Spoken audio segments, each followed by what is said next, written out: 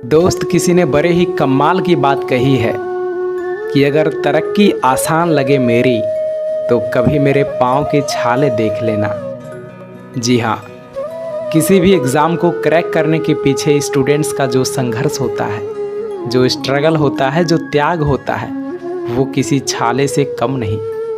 एक गांव में दो भाई रहता था जिनके पिताजी बहुत गरीब थे। वो रिक्शा चलाकर अपने घर परिवार को चलाते थे, लेकिन कुछ दिनों के बाद घर की हालत इतनी ख़राब हो गई थी कि अब उसे खाने तक का खर्च जुटाना मुश्किल होता जा रहा था।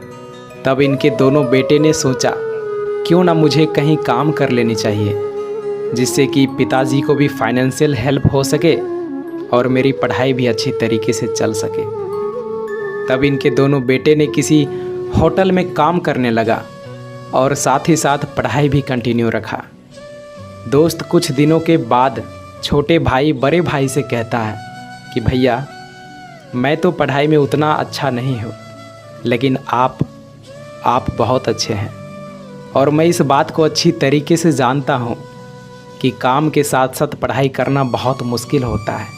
भैया, आप सिर्फ पढ़ाई कीजिए, मैं इस होटल में काम करके आपके पढ़ाई का सारा खर्चा उठाऊंगा और जब आप सफल हो जाएंगे तो सब कुछ अच्छा हो जाएगा। दोस्त, इतना बात सुनकर बड़े भाई की आंखों में आंसू आ गया और ज़ोर से कहा, पगले, तू छोटा भाई होकर बड़े भाई का फ़र्ज क्यों निभा रहा? तो छोटे भाई ने जवाब दिया कि ऐसे कब तक काम चलेगा भैया, कब तक हम सब गरीबी से जूझते रहेंगे? भैया, पिताजी का एज बढ़ता जा रहा है, वो कब तक काम करेंगे? मुझसे अब ये देखा नहीं जाता।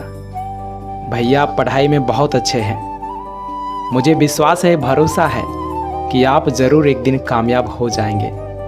फिर बड़े भाई ने बोला कि छोटे, ये सब तो ठीक है, लेकिन एक बड़ा भाई छोटे भाई को अकेले काम पर कैसे छोड़ सकता है? ये पॉसिबल नहीं हो सकता यार।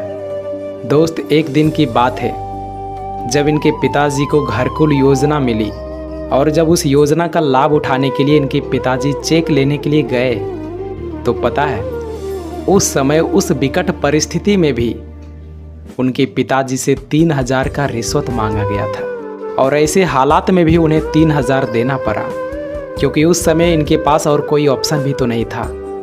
3,000 कमाने में कितना मेहनत, कितना खून पसीना बहाना पड़ता है, ये उनके बेटे अच्छी तरीके से समझ रहे थे और यहीं से इनके बेटे के अंदर एक आग पैदा हुआ, एक जुनून जगा, आंखों में एक सपने पला कि मुझे भी एक अधिकारी बनना है। घूस लेने के लिए नहीं, इसे ख़त्म करने के लिए बनना है, ताकि एटलीस्ट हम जैसे गरीब लोग करप्शन का शिकार ना हो सके। तब इसने सोचा कि मुझे यूपीएससी निकालना है, चाहे कुछ भी हो जाए। अरे ना संघर्ष ना तकलीफ़ तो क्या मज़ा है जीने में।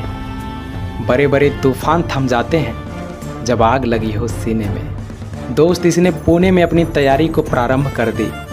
हालांकि तैयारी के दौरान बहुत तकलीफ़ें आई, बहुत समस्याएं आई, लेकिन फिर भी इन्होंने हार नहीं माना, क्योंकि अगर ये हार मान लेते तो इनके छोटे भाई जो दिन भर होटल पर काम कर रहे होते थे, जो होटल पे काम करके पढ़ाई के लिए पैसे भेजते थे, उनका संघर्ष बर्बाद हो जाता और अपने भाई का त्याग, पिता की मेहनत और माँ की उम्मीद पे खरा उतरने के लिए अपनी पढ़ाई में इतना व्यस्त हो गया कि अब इसे रात और दिन में कोई फ़र्क ही महसूस नहीं होता था।